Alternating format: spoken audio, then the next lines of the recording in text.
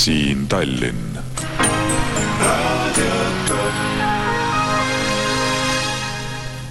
90.6 FM, Radio Done.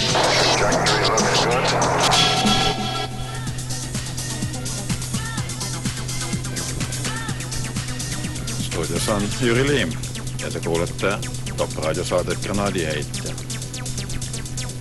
Nüüd mõni sõna ka jälle Estoniast. Täna kell 19.00 tulid siis kokku Tallinna mereklubis Estonialt pääsnud meeskonnaliiga. Arutatakse kindlustusfirma Skuld pakkumist. See aga oleks lähemalt siis selline või kogu situatsioon oleks selline.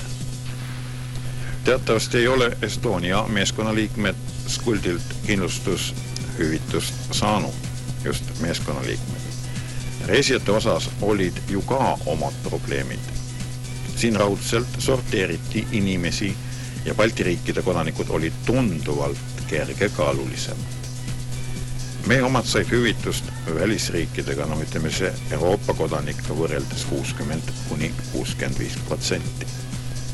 Ka meil sorteeriti omal moel isikuid vähemalt algselt.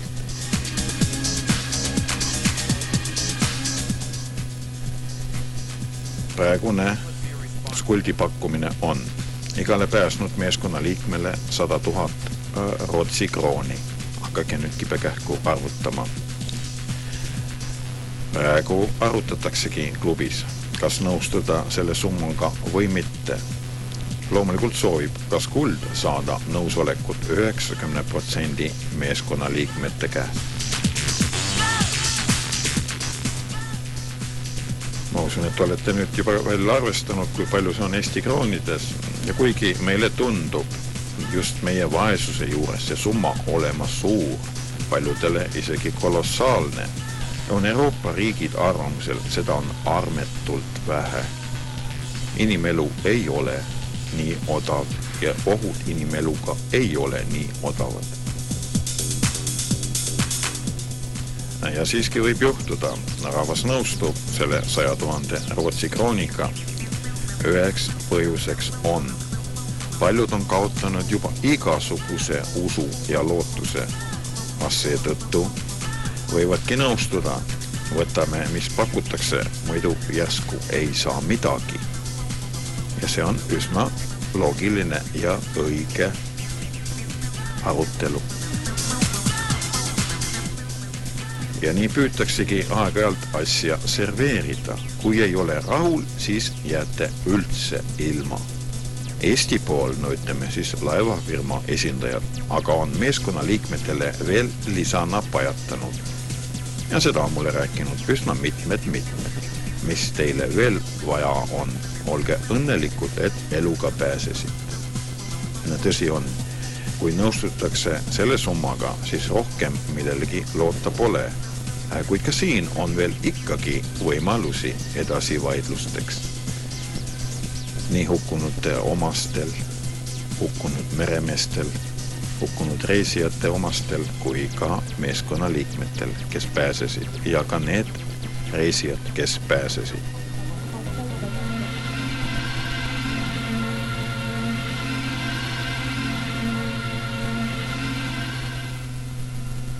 Lähenema hakkab 9. mai, suur võidupüha. Juba nüüd on märgata Tõnismäel ja Nikonovi ansambel Lillekimpe. Ja küll neid 9. mail saab rohkemgi olema. Soovitan ka teil, tublid raadiokuulajad, minna seda ausamast 2 päeva pärast vaatama, eriti seda kammajaad, mis seal ümber hakkab käima. Ja räägiksin veel ühest asjast. Teatavasti antakse meil muulastele usinalt kodakondsust ja üsna lihtsalt. Eelmisel nädalal veel 1200 isikule, see nädal mitte. Seega on esialgne järjekord jäänud pikkusega 14 000 persooni. Ma toonitan just neid, seepärast, et need peavad kindlalt saama.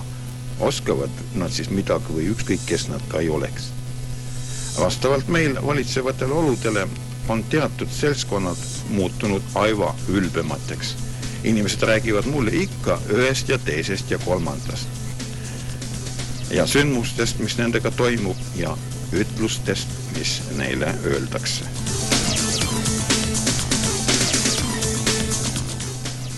Kuid toon teieni ühe värske juhtumi enda kogemustest, mis toimus minuga. Ütleme kõrvale põikena.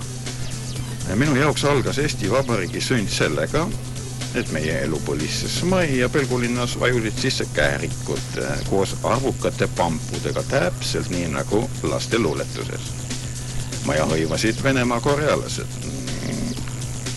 Kõigepealt asutati restoran Ariran ja ka Korea kultuuriselts, kuigi peamine on restoran, äriobjekt. Nüüd aga sündmusest, viimasest sündmusest, aga see ei ole viimane ses loos. Sel pühapäeval koju minnes avastasin, paar olid mul elupaigal eest ära tõstetud ja korealased tegutsesid. Tulemus oli, et neid kogunes kokku oma 4-5 inimest, niisuguse pumpusi. Eesotsas nende esimehe Sergei Magaiga. Vägev oli see venekeelne kisa ja rusikatega vehkimine. Ja nüüd siis kuule inimesed, mida peab siis üks Eesti inime kuulma. Dõvrak estonskava naroda, tõ nikto, tõ noll. See tähendab siis, sa oled Eesti rahva vaenlane, sa oled null, sa ei ole mitte keegi. Мне сказали, что ты сейчас никто. Мы делаем, что хотим. Ja suur ülemus lubas, öeldi ka selle ülemusele nime, vaatasin, et juba läheb boksiks. Muide, olen ka ise pealt näinud, kuidas selle Korea kultuuriseltsi esimees kultuurselt koos kaaslasega togisid omal ajal läbi ühe taksojuhi, nii et boksimeelsused sellel kultuuril on raudselt olemas. Kuna see esimees Magai ei oska eesti keelt, ka korea keelt mitte, siis soovivad nad endale saada Eesti kodakondsust teenete eest. Usun, et ta sellega saab. Tõin selle loo näiteks, milline on Eesti Vabariigi olud ja milline suhtumine, käitumine on sellel vähemusrahval. Ja nii on rääkinud mulle paljud isikud. Nüüd siis tullakse Kadriorus kokku, et anda ka kõigile taolistele vallutajatele kätte veelgi suuremad õigused, volitused, ametikohad. Antakse kätte õigused valitseda, et me kõik muutuksime mitte kellekski nulliranis, restoran Arirani majas. Minu jaoks on elu ja olu Eesti Vabariigis ja ka paljudele teistele, kes pühendasid oma aega, tervist ja tahtmisi Eesti Vabariigi taassünniks, püüdsid teha kõike, et meie riik uuesti ellu ärkaks. Tuleb välja, me oleme kõik nullid, kelledega võib teha kõike, mis pähe tuleb. Selline on meie elu tegelikkus.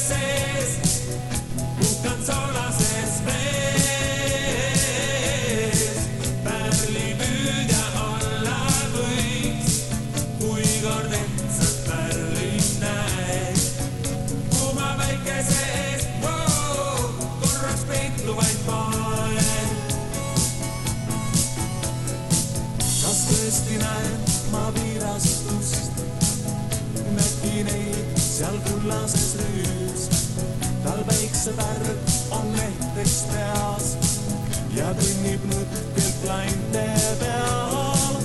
Samas vahtuga kida, talle järgi nüüd sukeldun ma pea eest. Leidsin ma pärli tõelise vees. Kuuma väikese eest, merre sukeldun ma. Lainete sees, kukan soolases vees. Pärlipüüdjaks müüma jää, pärlipüüdjaks ja pärli kätte saa. Väikese eest, korraks peitu veel poeg.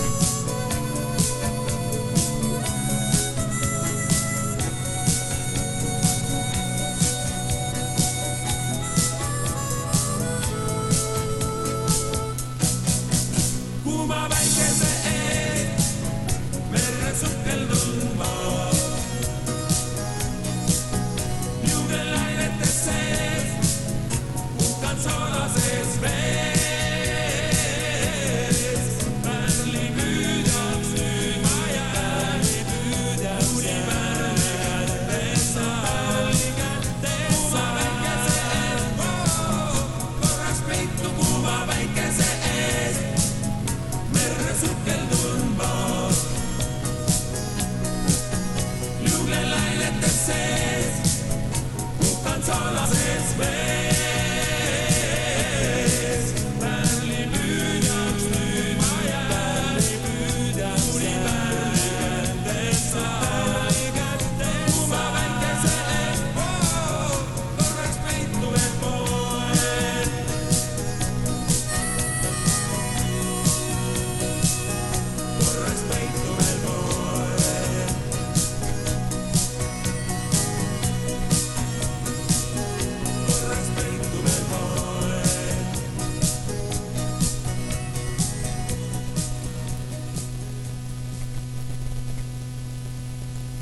90.6 FM, Radio Done.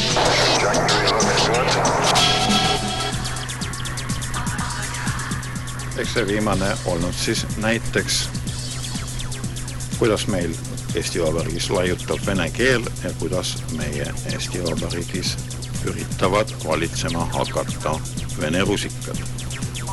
Ja ma usun, et paljudel on selliseid kogemusi. Aga nüüd läheme impeeriumi juurde ja impeeriumi kosmos. Ja muidugi need on sellised materjalid, mis on piisavalt värsked ja mitte kusagil eriti mitte kajastatud. Eduvalt kaitsesid oma projekti Venemaa kosmosespetsialistid. Asi puudutab just tehnilist lahendust rahvusvahelisele kosmoseprojektile, milles osalevad venelased ja jänkid. Nii et jälle koostöö. Üles kavatsetakse lasta Telesputnik Tempo ja seda ameeriklaste programmi Loral järgi. Valmis on saanud järjekordne rakett Proton ja käivad üleminekusüsteemide katsetused. Need üleminekusüsteemid koosnevad 2 adapterist. Valmis on ka kiirendusblokk, valminud on ka tipusüsteemid. Kõige need töid tehti teadusbüroos, see on siis Runitševi nimeline teadusbüroo ja ka Ameerikas ja ka Baikanuuris.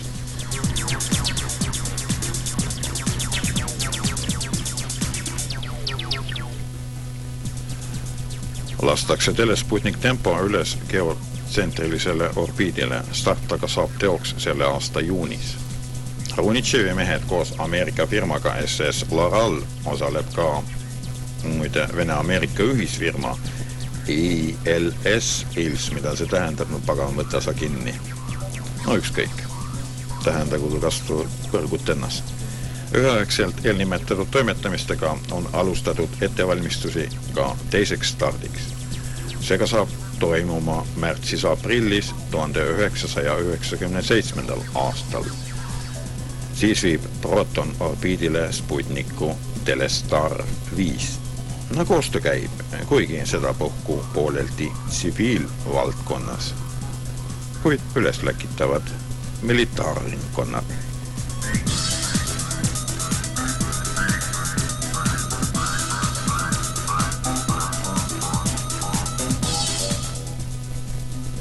Ma olen Top Raadio kuulajatele pajatanud Kasahstani ja Venemaa koostööd paikon, ütleme pisikesed viited sellele.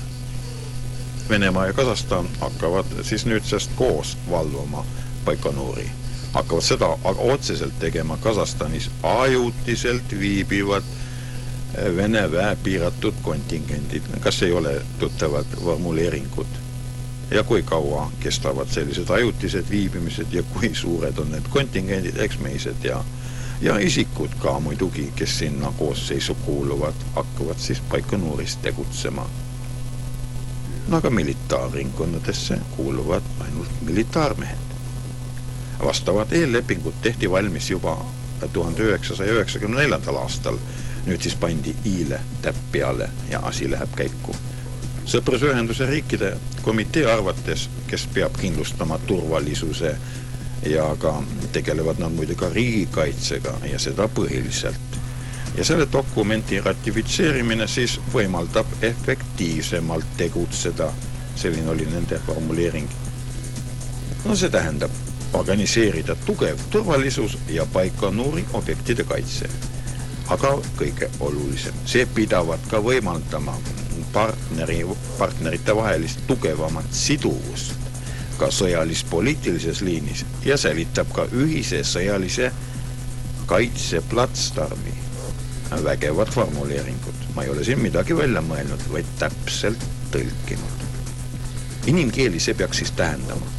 Baikonur on kujundatud venelaste sõjabaasiks, kus tegutsevad militaristid ja Kasahstan nende relvajõudude platsdarmiks. Ja veel täpsemalt, venelased valitsevad seal täielikult suurest sõprusest.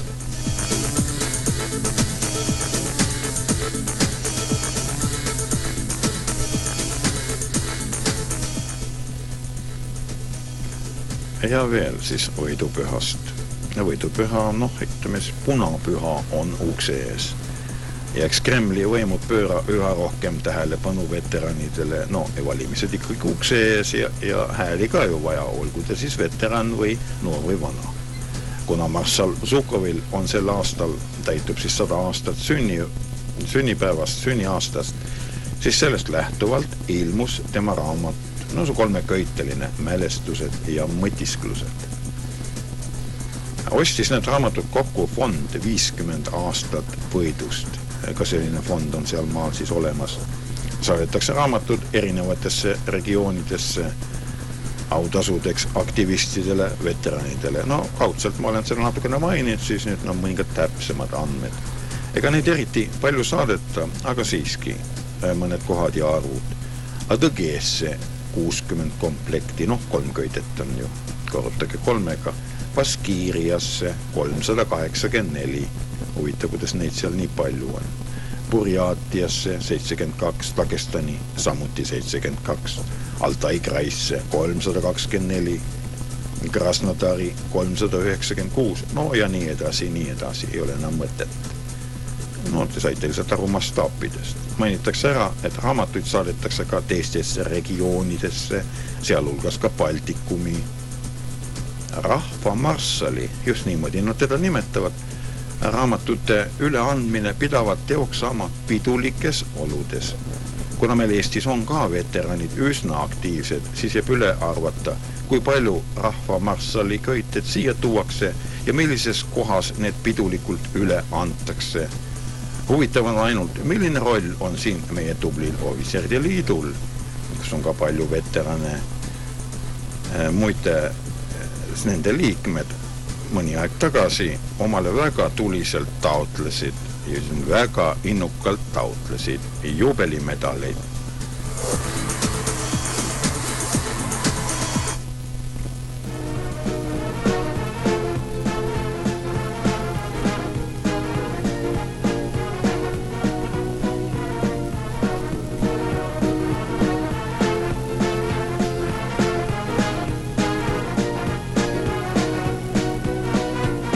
Стояла над Израилем, свирепый колотон. За бортом полюбила, мухи дохли на лету. Путь домой всегда мученье, настроение на нуле. Ведь Россия не печенье и совсем не крем-брюле. Вдруг в салон ворвался быстро местный рэмбовский типаж. Обозвался террористом и насел на экипаж. Мол, меняем курс, ребята, мол, не шутка, ни хрена. А не то вы все кастраты, а не то вам всем хана. По звуке американского хип-хопа, врываясь на каналы новостей, мы требуем гуманная Европа. Встречай своих непрошенных гостей. Мы требуем гуманная Европа. Встречай своих непрошенных гостей. Всем известно, пуля дура, прыгать вроде высоко, а желание амбразуру закрывать невелико. Пассажиры ликовали, предвкушение жизни всласть, а меня одолевала мысль, штаны бы не накласть. Под звуки американского хип-хопа, врываясь на каналы новостей, мы требуем гуманная Европа. Встречай своих непрошенных гостей.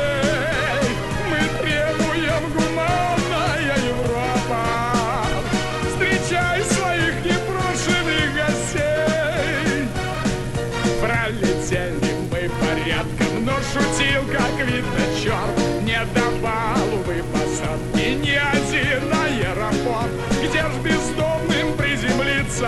Отчего ж нельзя отказать? Хватает за границей дармоедов и без нас.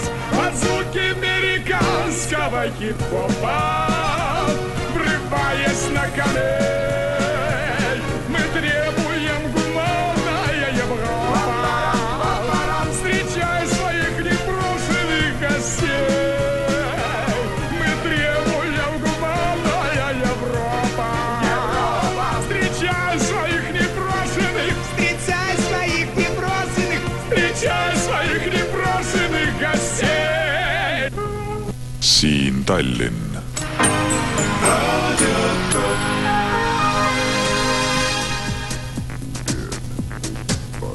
Ma olen selle lauluga küll nõus, et oman Euroopa, võta siis meilt ka need grantsid kaasa, kes meil sees on ja mis te sunnite meid nendega niimoodi mängima. Aga läheme viimase klipi juurde, mis puudutab impeeriumi.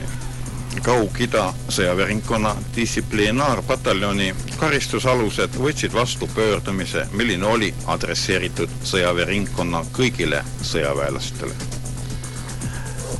Karistusalused manitsesid vabaduses olijaid. Ärge tehke nii, nagu oleme teinud meie. Ärge rikkuge seadusi, ärge rikkuge ettekirjutusi, ärge varastage, ärge tehke kuritegusid, sest sellele järgneb kindlalt karistus. Seda pöördumist paljundati ja levitati kõikjale, eelkõige muidugi väeosades ja garnisonides. Nagu ülemused on peastaapi ette kandnud, sundis see pöördumine ajateenijaid tõsiselt mõtisklema, mida ikka tähendab sõjaväeteenistus ja sõjalise distsipliini rikkumine. Tuleb ette, et asjad on üsna halvad, ega siis muidu oleks vaja üles tõsta Stahhanovlikke komsomoli lööklausid ja treida valmis selliselt seltskonnalt taoline tekst.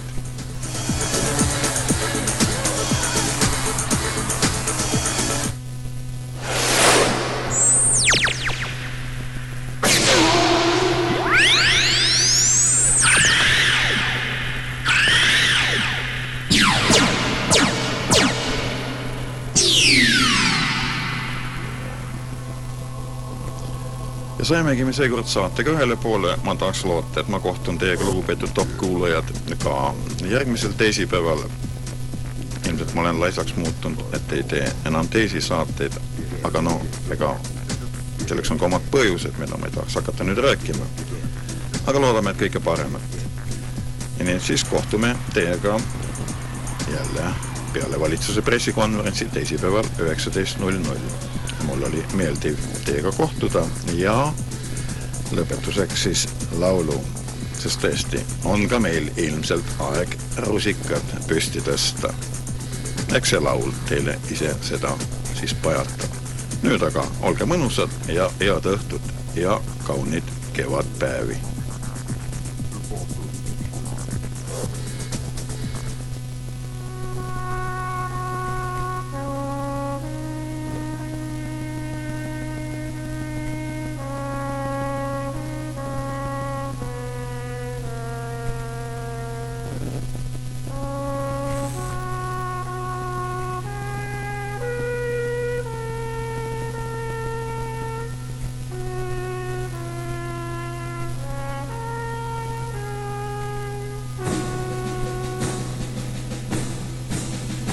Meil merevood on vabad, nii võimsad